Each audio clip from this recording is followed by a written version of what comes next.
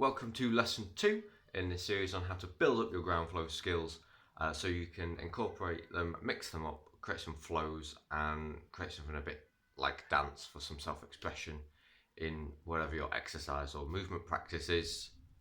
Last week we looked at the step through movement and variations on that. This week we're going to look at this, what's known as a side monkey commonly.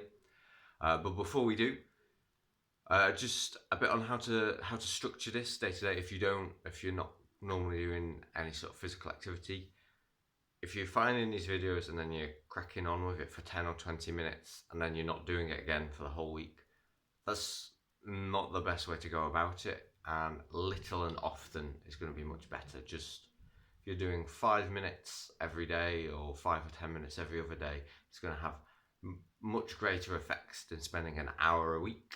And you'll actually be spending less time than that hour a week as well. And that's just because a lot of the initial changes, it's not muscular development, it's neurological development, and the nervous system, it can change very quickly, but it needs the repetition to do it. So again, little and often is going to be much better than one big slog once a week. And if you want any more help with this, do get in touch, book a call, or we can discuss how you can develop this in your circumstances. So the side monkey, this movement is used generally for getting underneath objects. We're going to start just in a low position, either like a ball of foot squat or 1 foot flat or both feet flat on the floor. And what you're going to do is you're going to reach out with your hands. So one hand across the body, other hand down, and then you're going to move your hips across, again 1 foot at a time. So it's hands one at a time and then feet one at a time. Now to begin with, if that's difficult for you, what you may end up finding is that you're putting both hands down and both feet down at the same time, just because you might not have developed the shoulder strength, and as you do this over time, that you'll get more comfortable with that one-to-one pattern, and you'll be able to develop this a bit more, but we'll go through. So what you can do, if you've practiced that movement, you've got an idea of it, again like last week, we can mix it up and we can vary the directions in which you're doing that movement slightly. And today what we're going to do is, again, we're going to make a little bit of a game from it. So what you'll want to get is something that you can use as a marker, or several things you can use as a marker.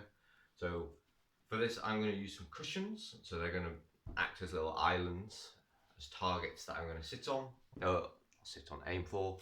Or you could just use small markers, something like a beanbag, anything you have around the house. Just say that's the point you're going for. So if I spread my cushions around,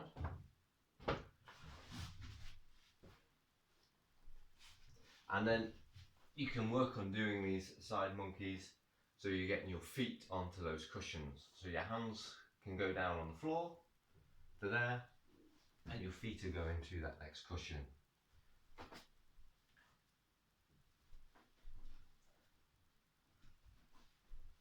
Again, make sure as you're doing this that you are working on doing it in both directions.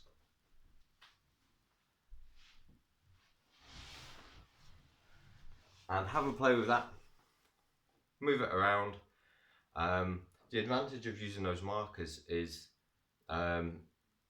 basically by giving it proper context, your body's going to organise it, your body's going to learn that movement better because it's going to understand the point of the movement more than if you're just doing it without any targets or anything.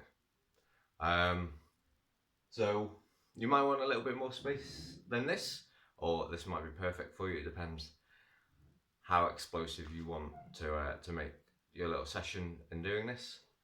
But have a go. Hope you enjoy it. And again, if you want any extra help with this, do get in touch. Book a call on the link, on the attached link. I'll see you next time.